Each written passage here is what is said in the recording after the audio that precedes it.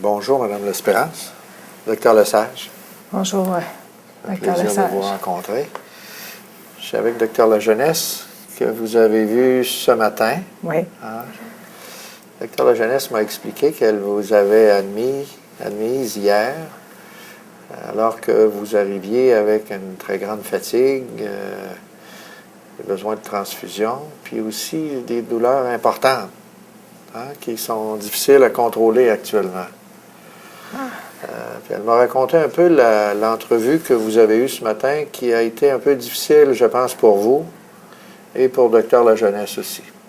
Et j'ai proposé de revenir discuter avec vous en présence du Docteur Lajeunesse. Est-ce que vous êtes à l'aise qu'on fasse cette entrevue-là ensemble?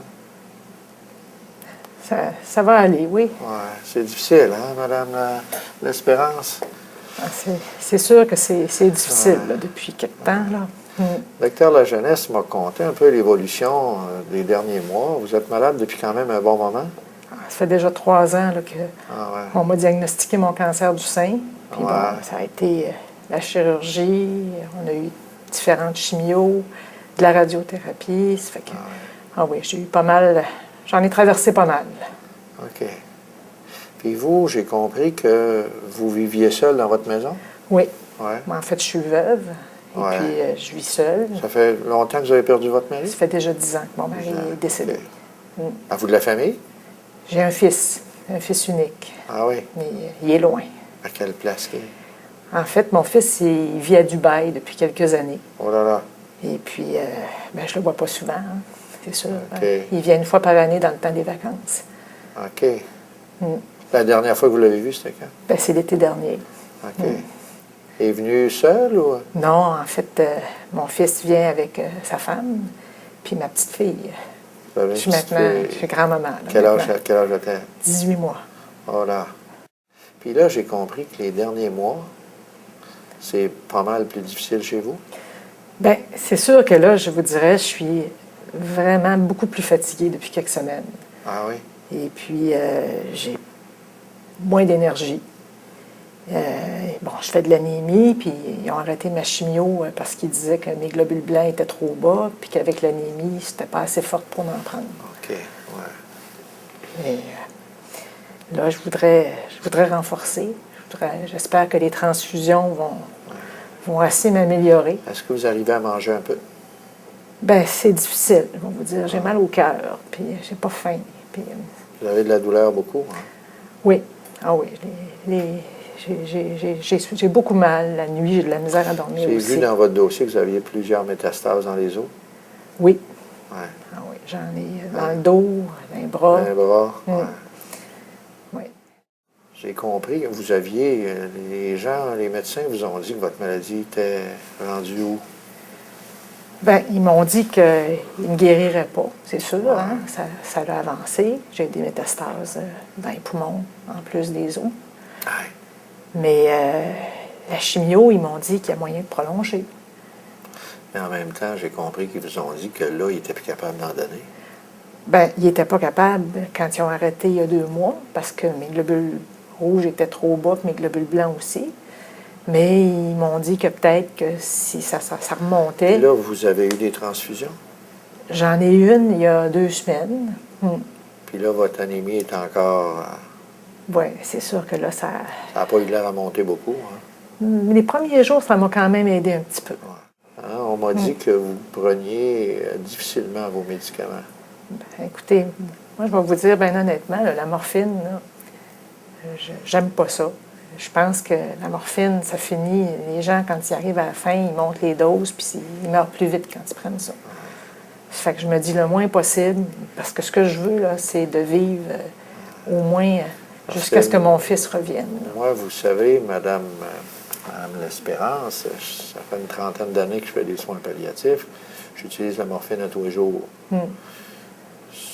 Ce que j'enseigne à mes patients, c'est que la morphine, loin de les tuer, ça les permet de les soulager, puis là, d'améliorer leur capacité. Parce que quand vous n'êtes pas soulagé, ça vient vous enlever de l'énergie. Puis ça ne tue pas, la morphine. Là, votre fils, vous m'avez dit qu'il vient juste dans 3 mois. Bien, aux prochaines vacances, effectivement, c'est ça qui est prévu. Puis... Est-ce que vous y avez parlé récemment? Ben, je lui parle toutes les semaines avec Skype, là.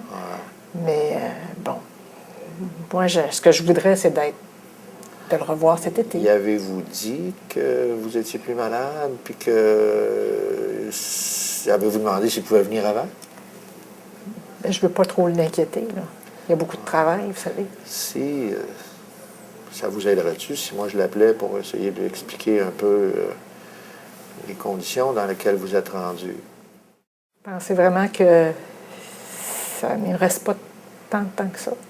Bien, moi, dans ce que je peux observer de votre évolution, puis ce que j'ai vu à travers votre dossier, et ce que vos médecins vous ont dit, c'est que je crois qu'on est rendu dans une phase avancée de la maladie. Votre état physique nous confirme que vous êtes là. Okay. On va essayer, par un meilleur contrôle de la douleur, puis essayer de remonter votre hémoglobine pour voir si ça vous améliore. Mais ce que vous me dites, c'est que les dernières fois, ça n'a pas changé beaucoup de choses. Fait que pour moi, je pense qu'il faut se préparer à regarder ce qui vient. Puis ça se peut que le temps qui reste serait pas mal plus court. Et c'est peut-être pas au-delà de 3 mois.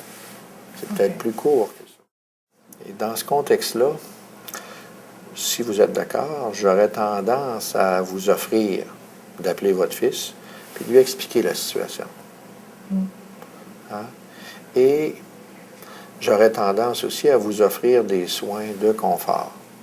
Puis je vous explique qu'est-ce que ça veut dire. Les soins de confort, c'est de trouver la meilleure qualité de vie qui est possible pour vous à ce stade-là de la maladie. Hein? Ce qu'on voudrait bien contrôler, c'est vos symptômes de douleur et les nausées. On va, comme je vous l'ai dit, essayer de soulager votre fatigue. Les transfusions vont peut-être aider, mais je ne suis pas sûr, compte tenu de l'évolution des derniers mois. Et on va regarder comment vous êtes capable de rester mobile, mais sans trop ressentir la fatigue. Et si votre fils pouvait venir, ben, je pense que ça permettrait que vous soyez satisfaite de voir votre petite fille, ou votre petit-fils, hein? Parce que j'ai compris, en vous écoutant tantôt, que c'était peut-être l'objet d'attente que vous aviez le plus. Ah ben, moi, honnêtement, c'est ça qui me tient, là. C'est de les revoir. Vous comprenez que je ne vous offre pas d'autres soins, parce que ça serait de vous rendre plus malade. Ouais. Ça peut vous blesser gravement, et on n'aura pas de gain sur la durée de votre vie, on est sûr. Ça fait que c'est pour ça que je vous propose plutôt des soins pour maximiser la vie qui reste, plutôt que d'essayer de vous ramener à une vie qu'on n'est pas capable de retrouver. Qu'est-ce que vous en pensez? Je comprends, mais là, c'est dur un peu. Ça fait beaucoup, là. Ça fait beaucoup de choses. Mais si vous pouvez appeler mon garçon, puis si je pouvais les revoir... Vous allez me transmettre ses coordonnées? Oui. Moi, je vais tenter de l'appeler dès aujourd'hui. OK. OK? Parfait. Et on va revenir sur ces discussions-là aussi. C'est sûr que moi, on est obligé de clarifier beaucoup de choses avec vous, là, mais je vais revenir avec moi et avec Dr. Lajeunesse.